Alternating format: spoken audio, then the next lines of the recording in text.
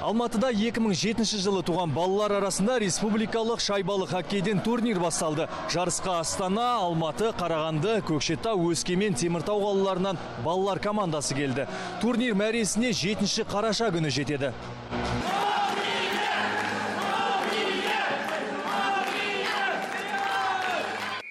Балуан Шолақ спорт сарайында Алматы республикалық балалар турнирі биыл алғаш рет ұйымдастырылып отыр. 7-8 жас аралығындағы бірінші жарысқа 6 команда қатысуда. Бұл турнир ата-аналардың қолдауымен өтіп отыр. Олардың айтуынша Қазақстан Республикасының чемпионатына тек 9-10 жастан бастап қатысуға болады. Сол себептен балаларды келесі жылға дайындау үшін турнир ұйымдастырылып отыр.